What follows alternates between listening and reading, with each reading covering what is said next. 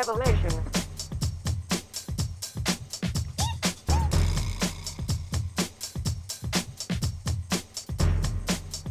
Hey everyone, welcome to the live stream.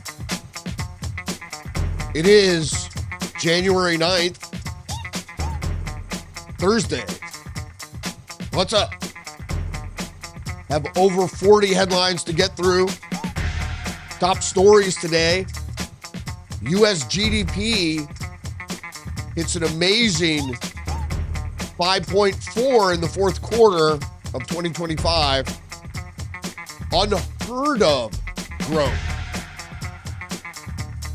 A boon in the US economy there.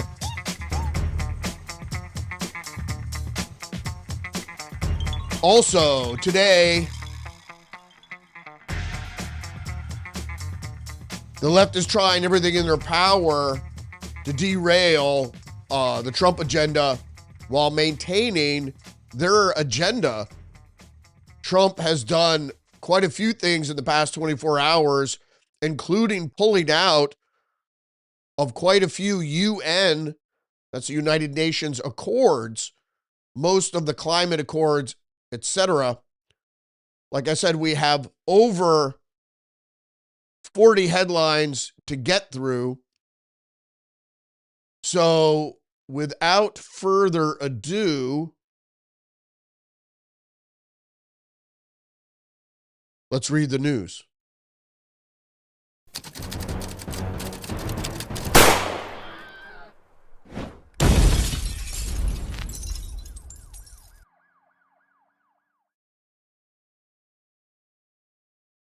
I'm going to start out with this picture.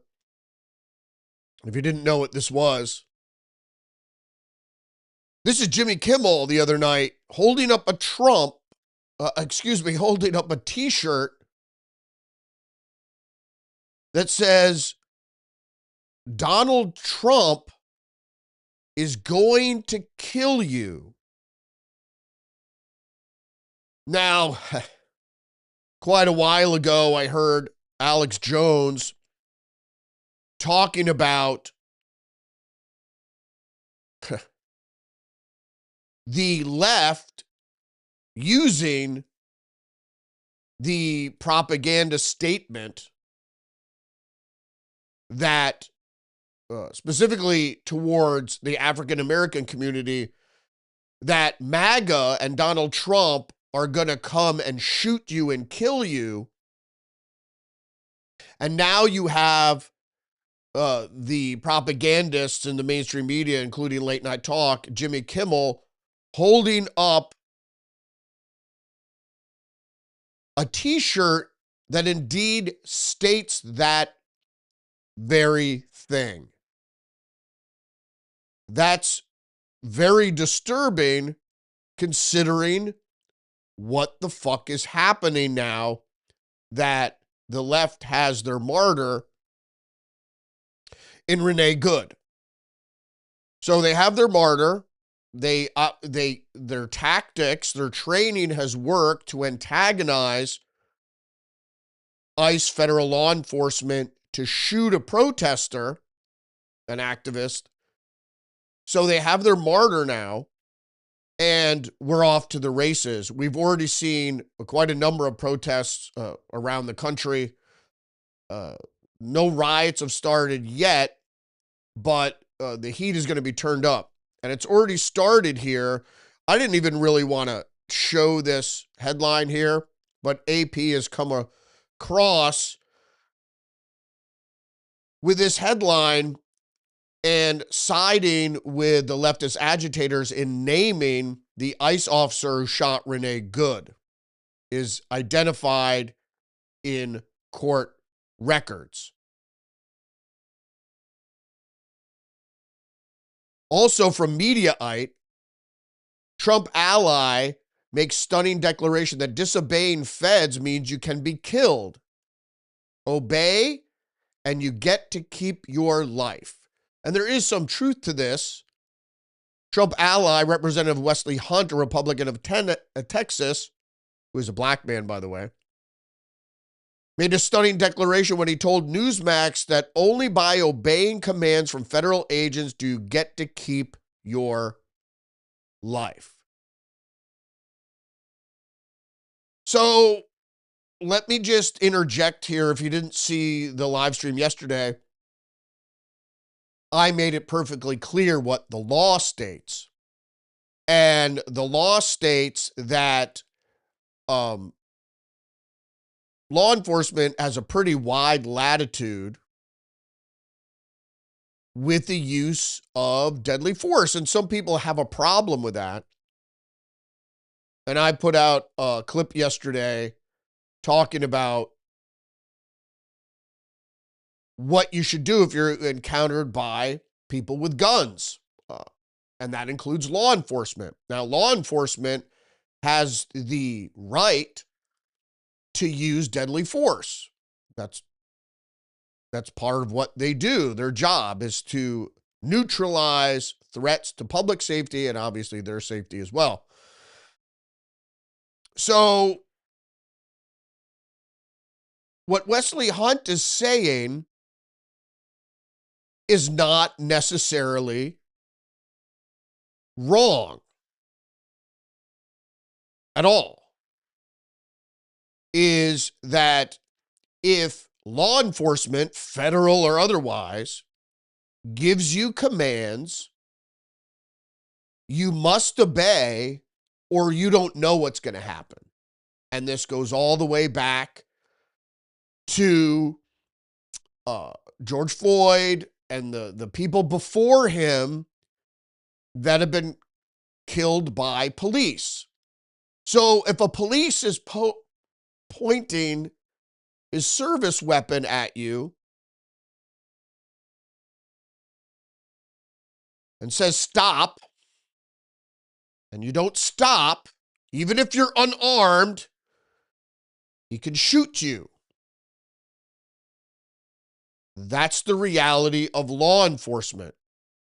If you're in a car and the car is running, you put it into drive, and police officers say stop, turn off the vehicle and exit the vehicle, and you don't, they can shoot you. I don't like this. A lot of people don't like this, but this is the law. And the law is in place for a specific reason. Let's get to that now.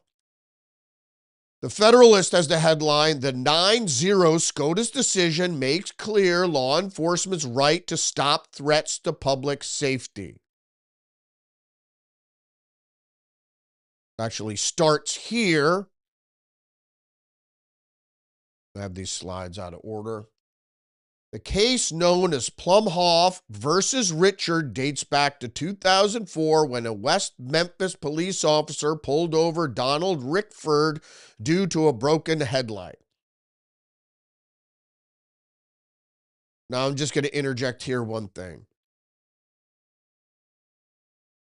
I don't necessarily agree with profiling.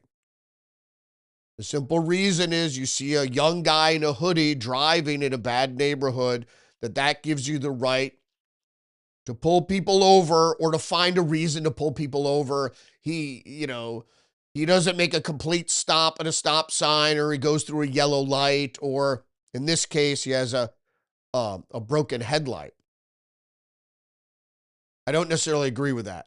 But let's go on with the story. That's not what we're trying to illustrate here. So Rickford was pulled over for a broken headlight. Rather than comply with the officers to step out of the vehicle or produce a form of identification, Rickard sped off and led police on a high-speed chase.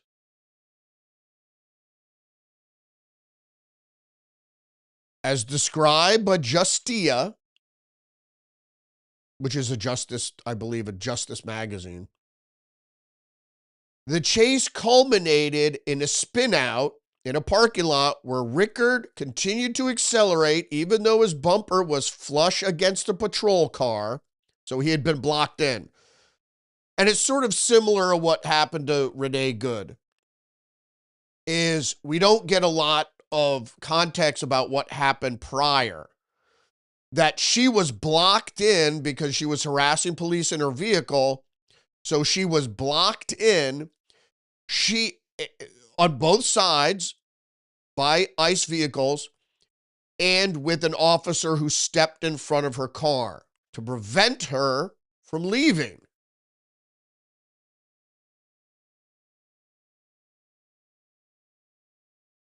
Going back to the Plumhoff versus Rickard, this prompted officers to fire 3 shots into his car, at which Rickard managed to drive away, almost hitting an officer. Police fired an additional 12 shots into the vehicle in response. Rickard and his passenger died from a combination of gunshot wounds and injuries suffered when the car crashed. There it is.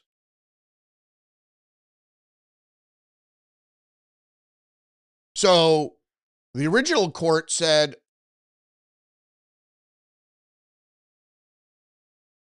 I just have to get, I had the slides out of order. The original court said that police used excessive force, which many folks looking from the outside in would think, hey, that's a lot of shots to shoot a person who didn't produce a weapon, who was just in a vehicle, right, trying to get away. The Supreme Court subsequently reversed the lower court's in 2014 unanimous ruling authored by Associate Justice Samuel Alito. Writing for the High Court, the Bush appointee noted the police's conduct did not violate the Fourth Amendment, and that the officers acted reasonably in using deadly force. Rickard's outrageously reckless driving posed a grave public safety risk. And this is the deciding opinion by Alito. Thus, the record conclusively disapproves the respondent's claim that the chase in the present case was already over when petitioners began shooting. Under the circumstances at the moment the shots were fired, all that a reasonable police officer could have concluded was that Rickard was intent on resuming his flight, and that if he was allowed to do so, he would once again pose a deadly threat for others on the road, including fellow police officers. Which is the point. It's a 9-0 unanimous decision by the Supreme Court that the cops' only justification to stop a speeding motor vehicle when they are not in a vehicle themselves, like you never see cops hanging out a window during a chase shooting at a vehicle. But if you're outside the vehicle and the suspects are inside the vehicle and they're speeding around, they pose a great risk to people who are out, pedestrians, not people in other cars, pedestrians or people outside of vehicles, including the police officers. Because a motor vehicle, even traveling at a reasonable speed, 20 or 30 miles an hour, can kill somebody, a pedestrian. And if people disobey law enforcement commands, they're unlikely to obey other laws, including not driving on the sidewalk, failure to drive right, going through stop signs, stoplights. And if you know from police chases, suspects often do that and often hurt people. So if drivers refuse to obey the commands of police, they pose a grave risk to public safety. Period. That's why in this case with Renee Good, when the officer shot from in front of the vehicle and she kept speeding away with her foot on the accelerator, he fired into the cab. to eliminate or neutralize the threat. And this is a threat to public safety, not necessarily a threat to officers. And that's what's going to be found in this case. Okay, but people keep whining, and we're going to try to move quickly because there's so much to get through. Wall Street Journal: FBI blocks state law enforcement from ICE shooting investigation. Governor Tim Walz slams decision to exclude state officials from probe, while Vice President Vance defends ICE agents. And the point with this is, obviously, is that we know that it's a biased, crazy leftist state. And if they get their hands on the investigation, they're going to try to skew it in a certain direction. And that's obviously to paint ICE in some sort of criminal light. New York Post: Renee Nicole Good's sobbing wife, who claimed Minneapolis ICE shooting was my fault, revealed. And that's Rebecca Good. And she said, I made her come down here. It's my fault. They just shot my wife. They shot her in the head. I have a 6-year-old in school. And the couple was allegedly part of a group that had been stalking and impeding ICE officers, according to Christy Nome. Shouldn't have been there. Why don't you get a job? And instead, you guys would have been working instead of chasing ICE around Minneapolis. Like I said before, FA, FO, if the best way to avoid a bad outcome with police is to avoid interactions with police. But when you do, yes, sir, no, sir, is the approach. And then when you get, if there was a false arrest or some abuse by police officers, then, you record it or have a friend record it. And then in court, you can fight it out. You don't need a lawyer. You could go represent yourself and you could fight it out as long as you have evidence, obviously. You can't just go in there and if it's you claim and they claim, the judge, the court usually sides with law enforcement. But if you have evidence that some abuse occurred or a false arrest occurred, the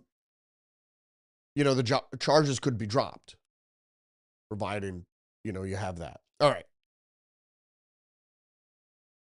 Renee Nicole Good was a Minneapolis ICE watch warrior who trained to resist feds before the shooting. So this is what I said yesterday, and I made it perfectly clear that this is what these people are trained to do.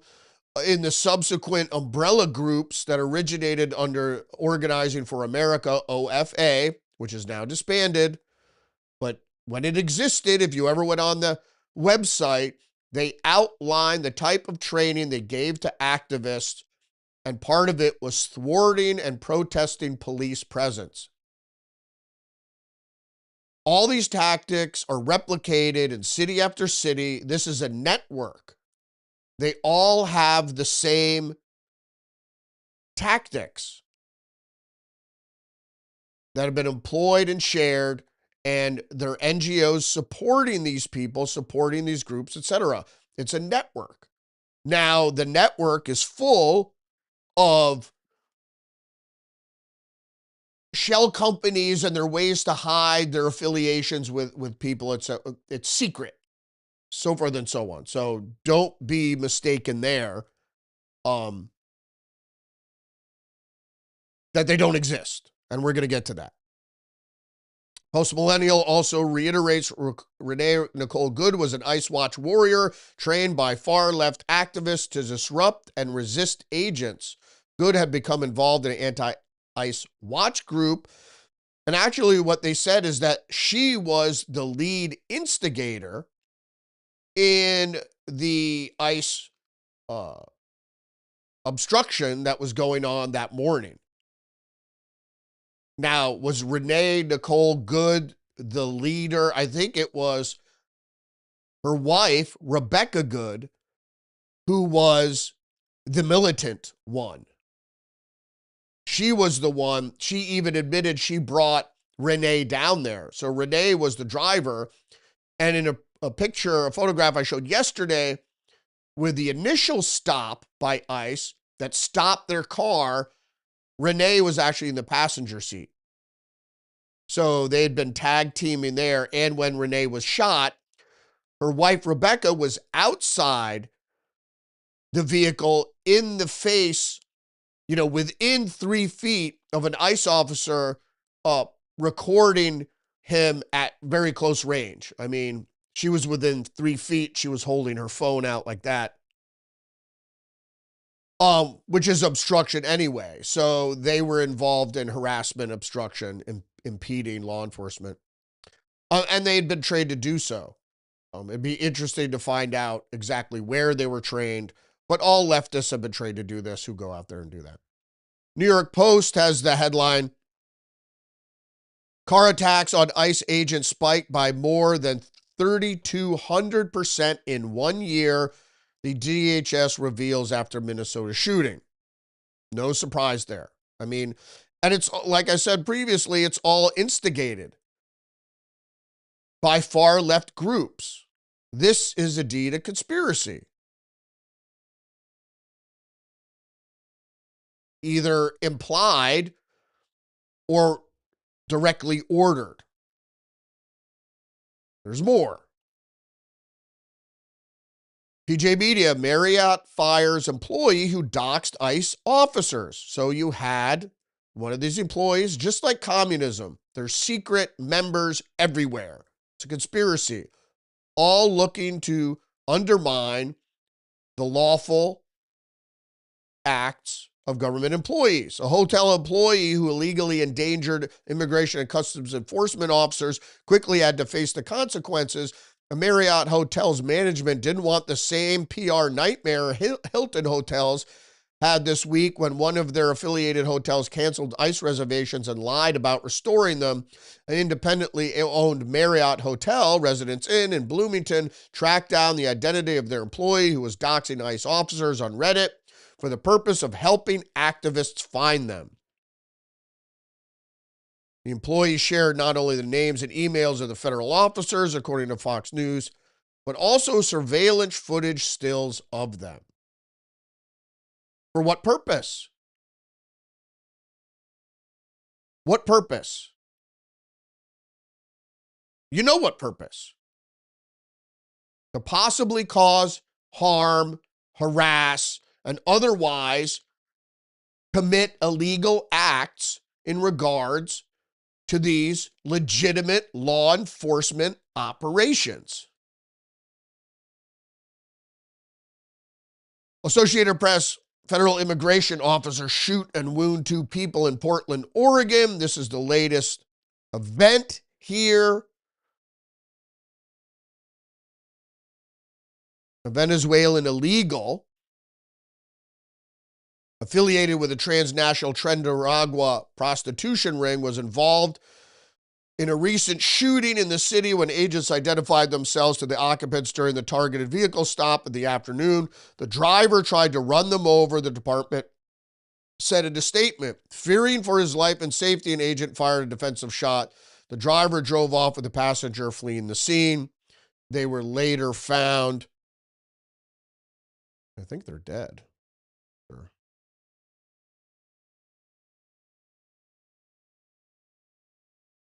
Or they sustained life-threatening injuries. We should move on, though, very quickly because we got a lot to get through. Federalist again, any Democrat accusing ICE of murder is begging for more vigilante violence. This is true. California Democrat Representative Jimmy Gomez said on X, this was the glove compartment of the mother your agents just murdered. and it showed a plush toy in there alongside a photo of what is presumably the inside of Good's vehicle. Democrat New York Representative Dan Goldman accused Stephen Miller of inciting untrained thugs to murder Americans. Oh, it goes on. There's more. Failed presidential candidate Hillary Clinton said in a post on X that an ICE agent murdered Renee Good and that the Trump administration is sanctioning lawless violence. Who's going to trust? Who's going to trust Hillary Clinton? So immediately, if you're on her side in any argument, you're on the wrong side. Self-described comedian Jimmy Kimmel, as I previously showed, held up a t-shirt on air that read, "Donald Trump is going to kill you," before discussing the events in Minneapolis. New York City Communist Mayor Zohran Mamdani claimed that ICE agent murdered a woman in Minneapolis. Minnesota Representative Ilhan Omar said the Trump administration was responsible for state violence. Do you see the connection here? It's all the same. There are no defectors. It's all the same. They don't like the Trump administration.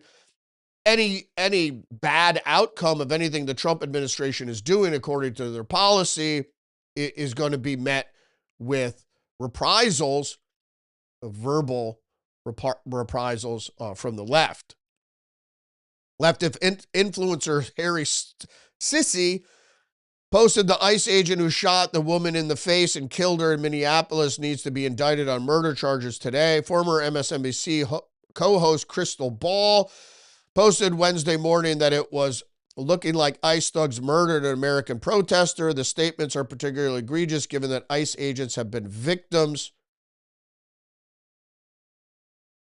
of a spike in political violence. As I just said from that New York Post article, 3,200 increase in ICE agent attacks.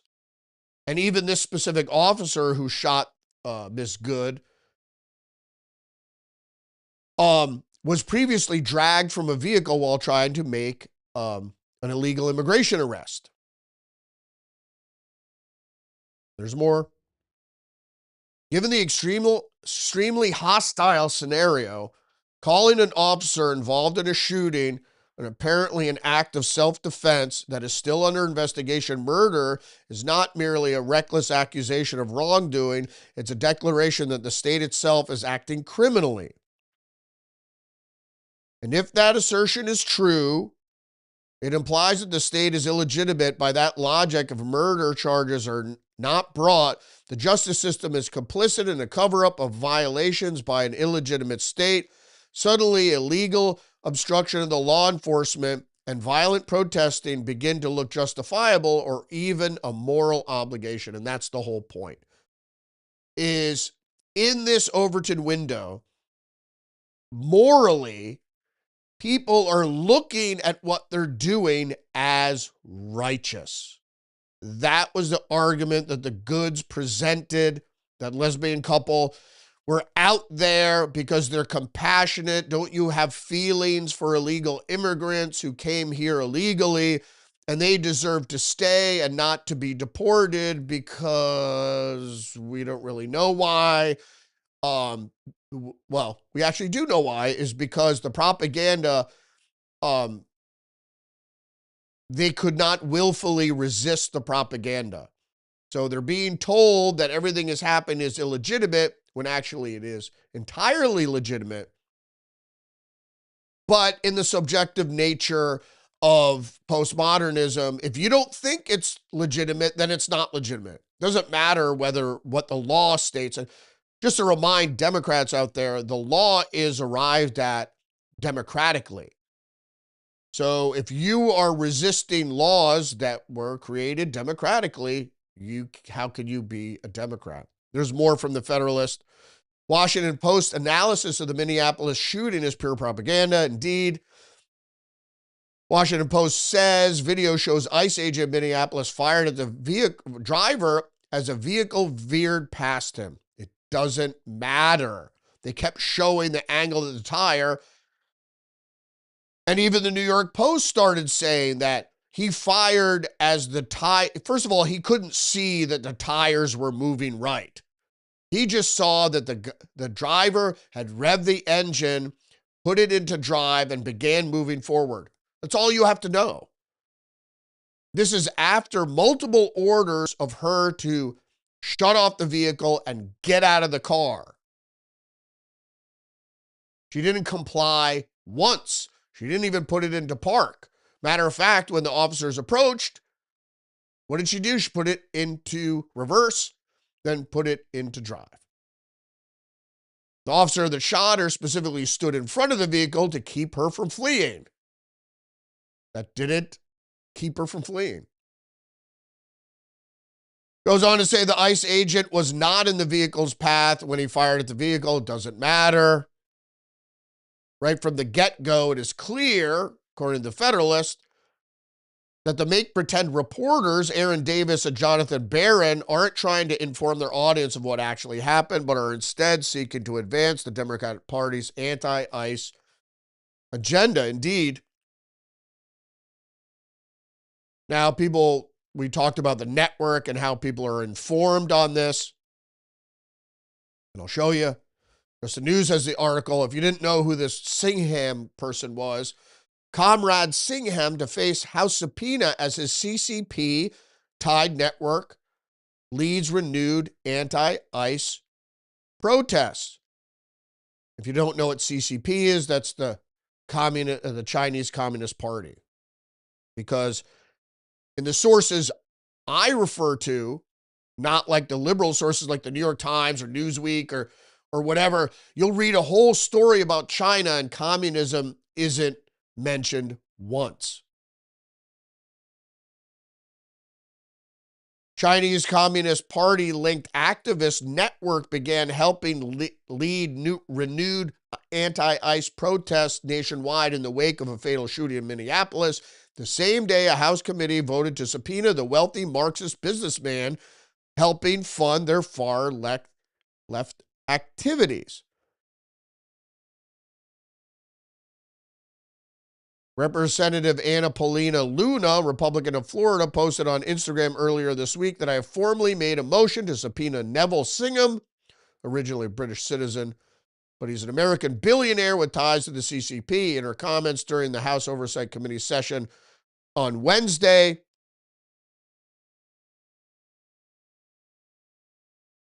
Luna said that Singham has been funding extremist organizations, fueling division, civil unrest in this country, and especially regarding the ICE riots last summer. So this has been going on for some time. So you might ask yourself, why would a billionaire be supporting communism?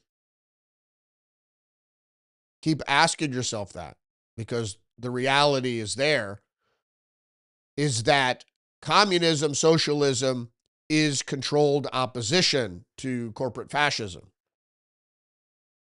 It used to be called industrial capitalism.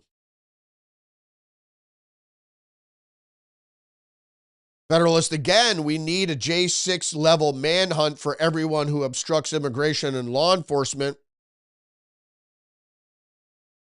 The Trump administration must bring anti-ICE obstructionists to justice with the same tenacity and dedication Biden poured into the politically weaponized prosecutions for January 6th. My point exactly is I don't know. One of the reasons they are making arrests, but one of the reasons is these federal law enforcement don't have the facilities to start arresting protesters. But the protesters are engaged in obstruction, which is illegal. And if they're not arrested, they will just keep using that tactic. It's the same thing with using the motor vehicles. The majority of those people, which should be arrested first, go on without prosecution or arrest. And so they keep doing it. They go, oh, it's successful, we're going to keep doing it. But if people get shot or people get arrested, which obviously is less inflaming, but all these people should get arrested, I think, for sure. Because it's the whole mindset, the subjective mindset of leftists needs to be smashed. And this is why. One America News, Wisconsin, 18-year-old man pleads guilty in murder of parents to fund President Trump assassination plot. Yes, this existed. 18-year-old man, Nikita Kassup, in Wisconsin, accused of murdering his parents in order to steal their money and fund a plan to assassinate President Donald Trump, has pleaded guilty in a deal made with state prosecutors.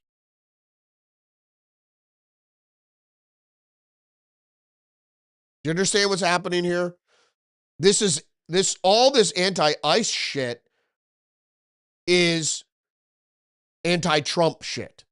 And all this anti-Trump shit came about because of a sophisticated military-grade psyop on the American people.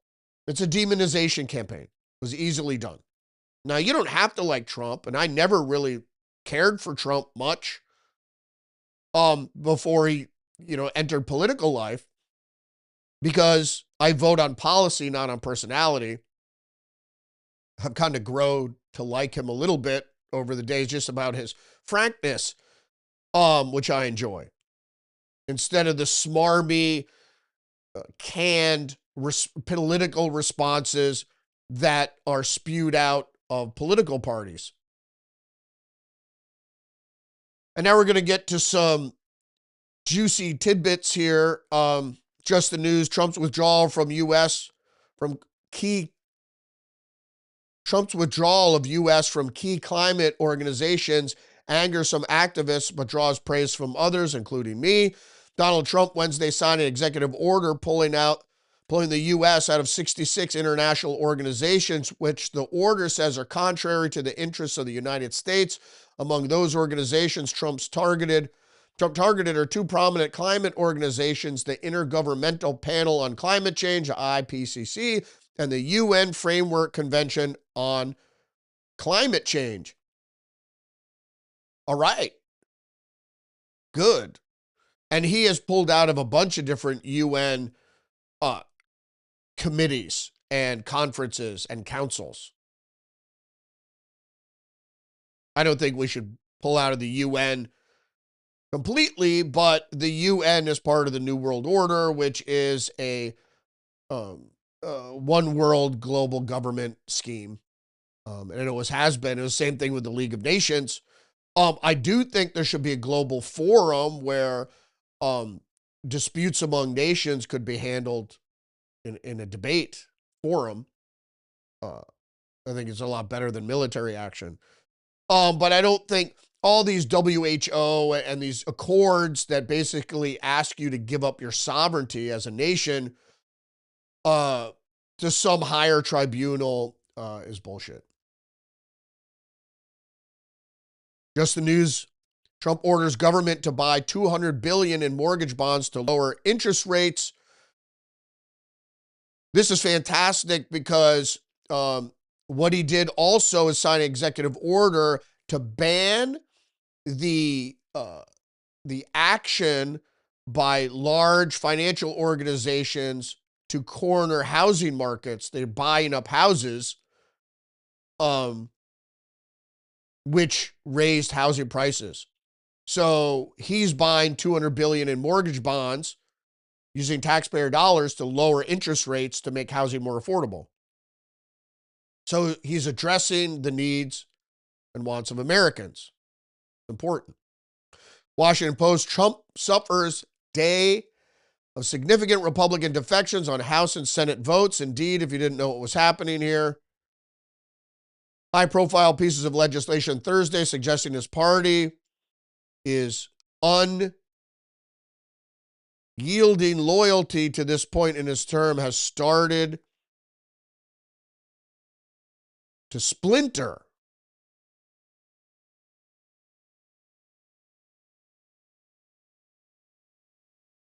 Associated Press: House votes to extend healthcare subsidies in defiance of GOP leaders. So if you didn't know what was happening here, Donald Trump has suffered some setbacks and some defections. Yesterday, I went over that people in the House that sided with the House bill to renew the healthcare subsidies, not a lot of well-known names, but it was like a dozen Republicans decided to vote with the Democrats. It just goes to show you where the allegiance is as far as the establishment goes. Don't forget what I said yesterday, which is Obamacare is a giveaway to insurance companies.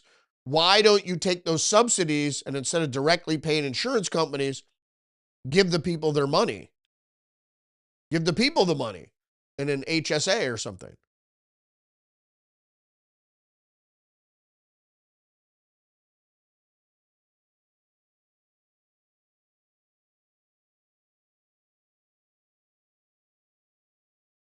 Yeah, there's a little snafu here. House passes Obamacare subsidies. Define GOP leaders and putting pressure on Senate. So hopefully we don't have any defects in the Senate.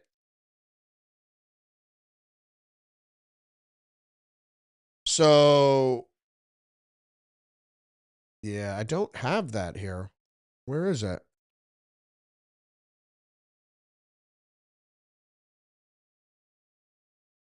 No, because I put this in here. You have to excuse me here. There's a little snafu. Reuters again, House passes health subsidy renewal in win for Democrats. It hasn't gone to the Senate yet. But here's the problem. I don't know where that is. That's I'd put that in there somewhere. Yeah, I don't know what happened to that. Doesn't matter. So my problem was, so recently, if you didn't know, because I don't have the slide here, I must have deleted the Senate slide and put in another House slide. The Senate, with defections, the usual defections of Murkowski, Susan Collins of Maine, and Rand Paul of Kentucky. Also, though, Josh Hawley from Missouri sided with the Senate to limit Trump's wartime powers because they were afraid that Trump was going to go to war with Venezuela. He didn't say he was going to do that. It's not regime change. It's not a war. It was a targeted, actually, law enforcement operation to snatch Maduro, which was multifaceted, had a bunch of different effects that I thought was good for the United States.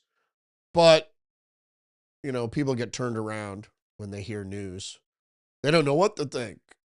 And that's the problem, is you should know what to think when you hear something because you're confused. And intelligence agencies and the PSYOP people, they thrive on this ambiguity that people face. They don't know what to think. They don't know who's right, who's wrong. I don't know. If you ever have the revelation of what is right and what is wrong, then you know what's right and what's wrong. Now, you can put it into context, what is right and wrong for the country, what is right and wrong for you, what is right and wrong for your state, what is right and wrong for the business you might work for. You know what I mean? So what's right for the country might not be right for you personally. What's right for your state might not be right for your business, et cetera, et cetera.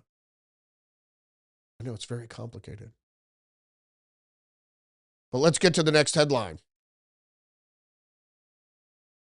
New York Post, notoriously fraudulent New York City health program lost $1.2 billion to scammers and middlemen. That's Minnesota multiplied by 10. But wait, Hochul and Mamdani announced plan to make New York child care universal. Hochul and Mamdani described the complex and expensive expansion of child care in New York City that would add programs for 2-year-olds. Well, hold on a second. notoriously fraudulent New York health program just lost $1.2 billion to scammers and middlemen. But no, they want to expand it. How are you going to do that without federal funding? You can't. One American News. Hochul and Mamdani announced plan to offer free childcare in New York City for 2-year-olds, costing New York extra $1.7 billion annually. But wait a second here. First of all, the New York Times headline doesn't say New York City. It says in the subhead, but the headline says New York. And it's going to be an extra $1.7 billion. That's a little more than what is lost every year to scammers and middlemen. So, of course, what they want to do is they want to increase the funding, the flow of money, the velocity of money, so the scammers who have their hand in the stream can get more. Then the politicians who are connected to it can get the kickbacks. Or anybody else that might blow the whistle. It's the same thing with the parents in Minnesota. The parents of children that are signed up but don't actually go to child care, they're asked to show up and get a check just to keep their kids on the roster. Because that way, if anybody checks, they can say, yes, my kids go there. PJ Media has the headline, Scott Bessent says feds are working to ban Somali funds from leaving the U.S. If you didn't know what was happening here, I covered it yesterday and the day before, that millions of dollars in cash and suitcases was leaving Minnesota with Somali couriers. Were they going to Somali? No, they're going to Dubai. Because the banks in Somalia aren't trustworthy. So any cash that wealthy Somalis have is out of the country, usually in Dubai. Same where the cash for Boko Haram, or I think it's Al-Shabaab in Somalia. Where Al-Shabaab, you think their money for that terrorist network, you think it's in a bank in Somalia? No, it's in a bank in Dubai. And then, of course, through shell companies and stuff, that's how the clans and the terrorists are funded. All right, Wall Street Journal, U.S. forces board 5th tanker in campaign to track down Venezuelan oil. Coast Guard intercepts sanctioned vessel Alina in waters near Venezuela. Now, this is going to piss off the Russians even more. Russians have already pulled out of the peace plan and I'm going to get to this, have fired a hypersonic missile, nuclear-capable hypersonic missile into Ukraine. Putin had his chance, and we're not outwardly battling Russia. We're not pushing Ukraine into NATO. We're not pushing Ukraine on the battlefield. Putin has had all the chances in the world. He think he could string out the United States? This is in our hemisphere, bro. So Trump is taking action, good for him, which is further going to put pressure on Russia, which is good. And BRICS as a whole, including China, et cetera, et cetera. Fuck them. America first, baby. MAGA. All right, we're going to zip through the rest of the headlines here. Fox News, President Trump says there won't be a second wave of attacks against Venezuela due to their cooperation. Venezuela is releasing a large number of political prisoners as a sign of seeking peace. President Trump noted also the fact that the Senate passed a bill limiting his War Powers Act. So if that gets passed in the House, we're going to have a problem. Thanks a lot, Josh Hawley, because it limits the administration's ability to put pressure on Venezuela. Not go to war with Venezuela, but put pressure on them, which was part of the whole maritime blockade there in the Caribbean. I'm sorry to say. I mean, that's just the way it is. And Maduro didn't succumb to the pressure, so you go to the next level. You go to the next measure.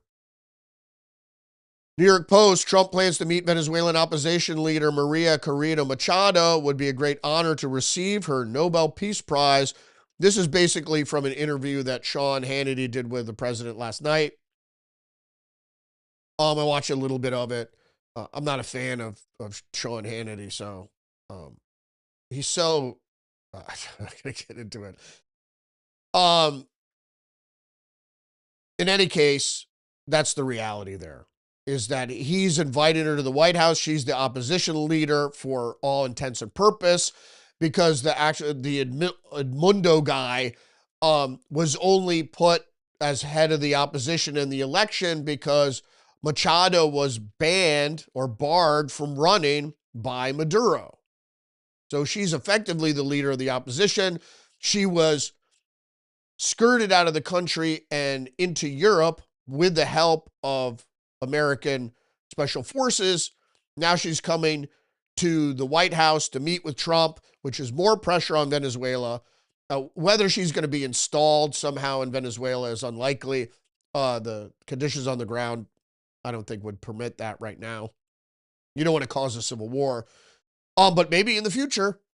But she plans to give her Nobel Peace Prize to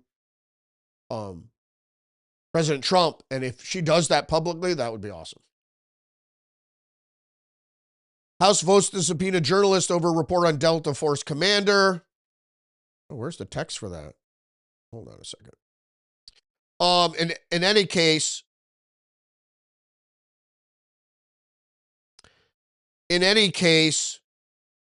Anna Paulina Luna subpoenaed the journalist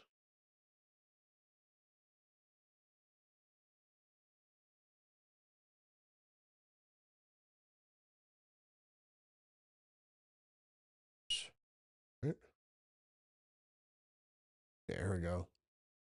House Oversight Committee vote to subpoena journalist Seth Harp over his reporting on U.S. military operation in Venezuela had raised concerns among press freedom watchers who say the action disregards First Amendment guarantees.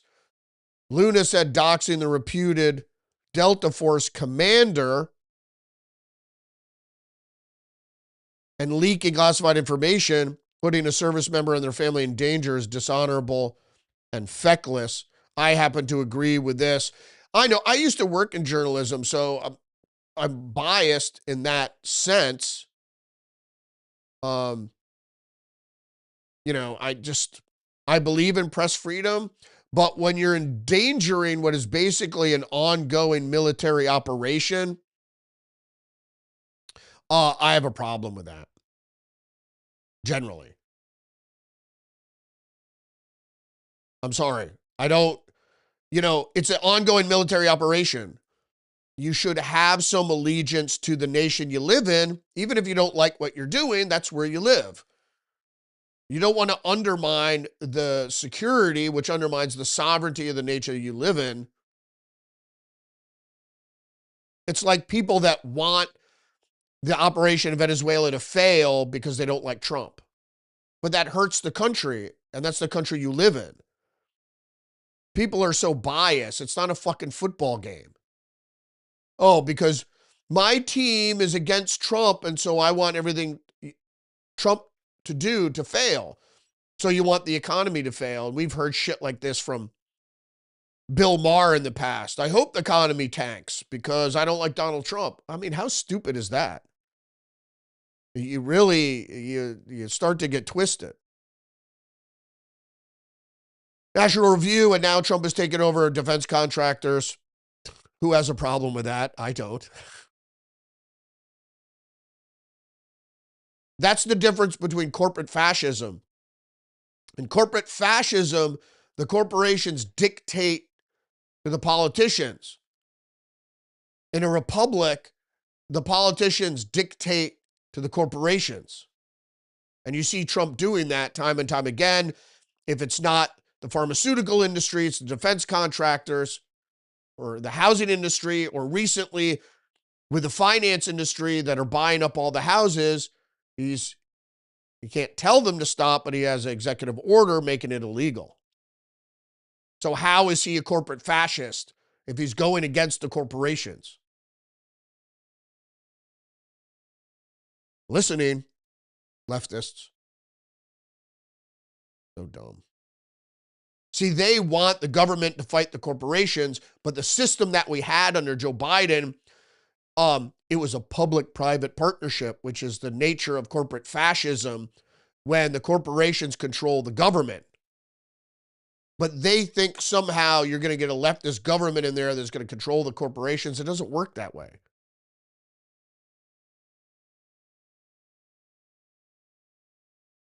Does communist China reign in the corporations? No, they reign in the individual liberties. They don't reign in the corporations because they are the corporations. They own 51% of the corporations. Now the good news. Zero hedge, Atlanta Fed nearly doubles fourth quarter growth estimate to 5.4 after strong data. U.S. economic growth prospects received a fresh boost this week after the Atlanta Federal Reserve nearly doubled its estimate for fourth quarter output after a raft of strong data, while Fitch Ratings lifted its projections for full year 26 growth after delayed government releases showed firmer economic momentum indeed. So Perry texted me, my friend Perry in Florida texted me last night. He said, fourth quarter growth is 5.1. I haven't seen this in my lifetime. And I said, it must be at least 50 years since we saw that sort of growth. Now, that's not annual growth. So you need to temper that a little bit. I mean, it's quarterly growth, which is good. But if we had an annual growth of 5.4, wow. You don't even know what that means, probably. All right, so media news. Mediaite, AOC slams pervert Jesse Waters after telling Fox News host producer.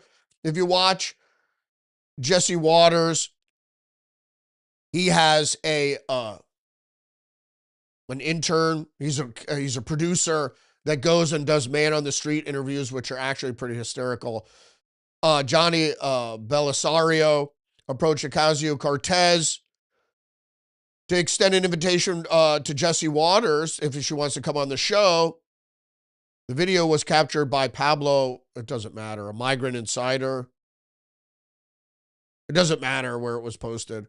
Would you join him? Belisario asked.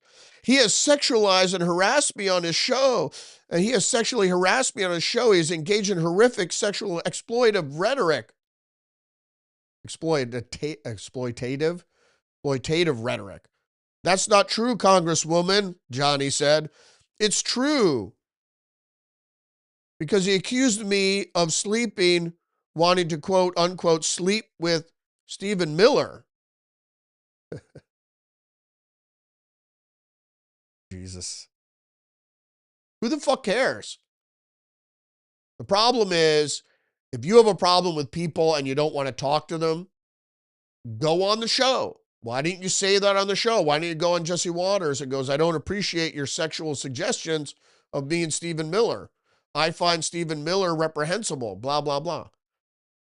You don't. Conservatives would gladly go on late night talk, but they're never invited. Liberals never go on conservative news media or conservative talk for that matter.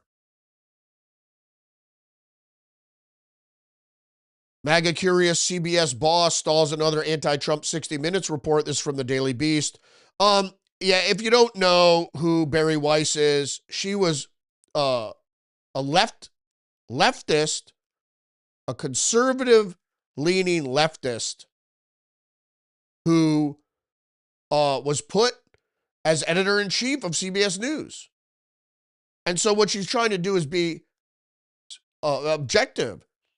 And what she's doing is she's asking the far left-leaning CBS News people to be more objective. I want to see both sides of the argument. And when she doesn't see both sides of the arguments, she scraps the episode. That's what she was hired to do. She's not MAGA friendly. She was asked to make the news more objective because the subjective nature of postmodernists doesn't allow for objective opinion. And that's really fact-based, data-based opinion. So they put out these hit pieces on Donald Trump, and she says, no, you can't do that.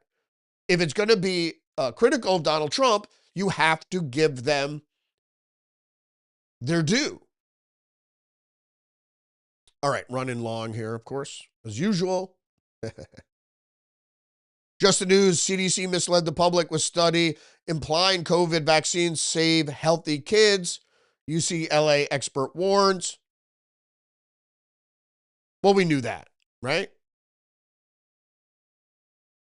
We knew that the CDC misled the public with study implying COVID vaccines save healthy kids. If you're healthy, COVID wasn't a threat. And we knew this from the beginning. They even said if you have comorbidities, that's a different story. And then they went from comorbidities to everybody needs to be saved from COVID because people bought into the fear. I mean, there was some risk, especially early on. But we know the thing there. So Fox News watchdog exposes taxpayer-funded teacher program for banning white applicants. It's likely illegal. As I said, discrimination in any sense shouldn't be allowed. I think it's unconstitutional and frankly un-American. You can't keep ICE agents out of a hotel, and you can't keep white people out of a teaching program. Defending Education tells Fox News Digital the program is discriminating based on race with taxpayer funds. Can't do it. Nope. It's the same thing with the redistricting. Can't do it based on race. Leading education watchdog group released a report alleging that a state-funded teacher preparation partnership in Minnesota explicitly limits eligibility based on race. Of course it is. It's Minnesota. Defending Education, the Minnesota Educators Partnership, a collaboration between MSU, Mankato, and several southern Minnesota school districts, operates multiple teacher pipeline programs that are restricted to Black, Indigenous, and people of color. Illegal. Fox News again, UC Davis professor who posted violent threats against Zionists keeps job after discipline. Gemma DeCristo posted on X that Zionist journalists should fear us more with knife and blood emojis after October 7th attack. What a bunch of bullshit, man. This is what I mean. In liberal states, you're allowed to issue threats or be discriminatory as long as it's against conservatives, white people, men, Jews. Crazy. Washington Post, why should you put down your phone and daydream instead? I do this all the time. I always, if I'm at a bus stop or something or in an elevator or waiting in line, I have my phone in my pocket, right? And I'm just like, I like to people watch. And that's why I love journalism, because in a lot of instances, you just look at people, you decide who you're going to, interview, cover, photograph, whatever. You find the interesting people, obviously. Or just sit and think to yourself. It's better for you, and the study suggests so. Recent research suggests that many people check their phones at least 50 times per day. Jesus. But studies suggest that if you resist that urge and let your mind wander instead, there could be some serious benefits. Giving yourself time to daydream seems to be good for your well-being, for problem solving, and maybe even your relationships. I totally agree. Like I said, I do this all the time. Free will sometimes is exercising the resisting of urges. You have the urge to do something and you don't know, it might not be put there on your own. It might be part of some manipulation, mind control, nudge program, and you don't even recognize it. You're unwitting. And that has to do with the phones because of the colors and the interactivity. And of course, likes and bleeps and notifications and everything. It's like, oh my God, someone likes me. But it's great to shut it off, put it in a drawer, go outside for a walk, a hike, touch grass. Daydreaming seems to be one route to have that kind of more meaningful, fuller life. It might not be as easy as pulling out your cell phone, but there's sort of a deeper meaning. The researcher idly scrolling on a phone says it's cognitive junk food. It might feel good at the moment, but it doesn't really do much for us. Are you getting it now? And so the people that are on the left are more likely to succumb to this sort of urge.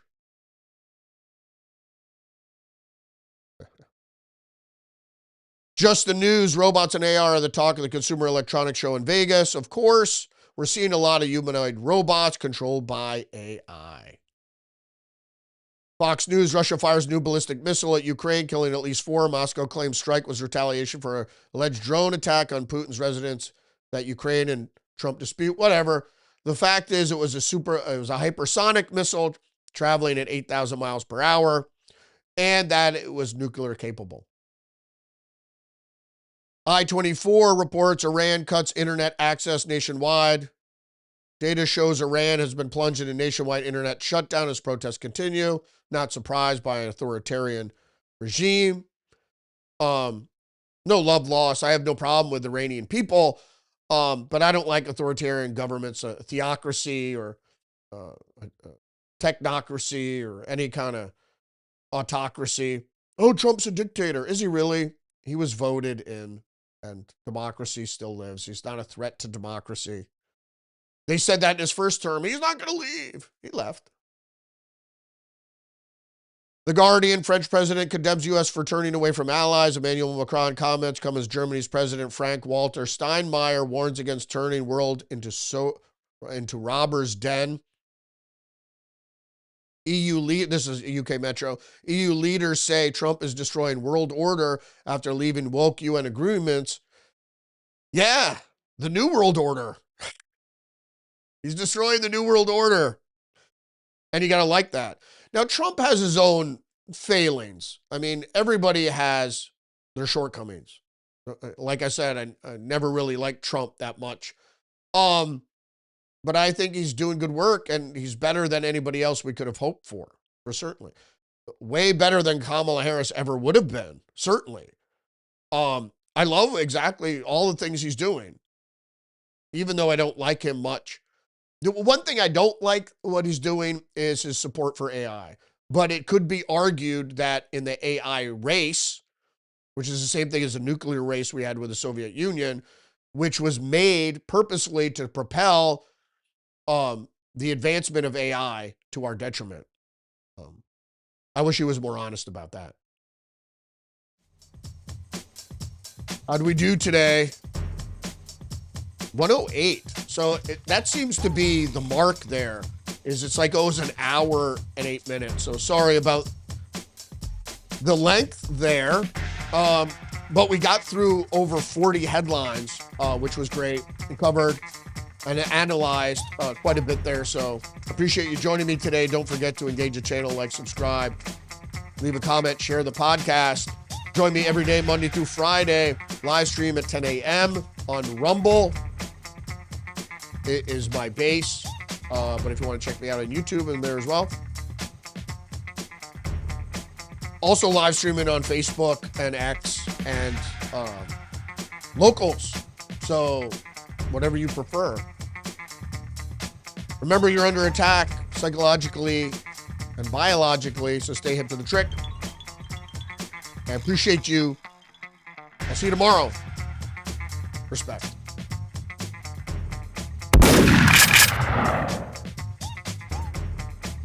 The New World Order. The New World Order. You can't handle the truth.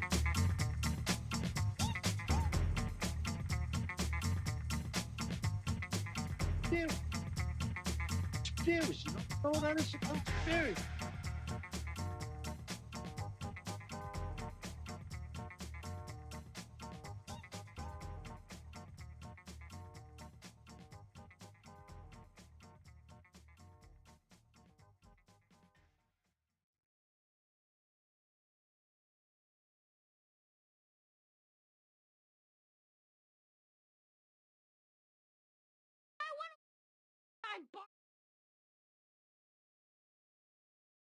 Look on me, bitch!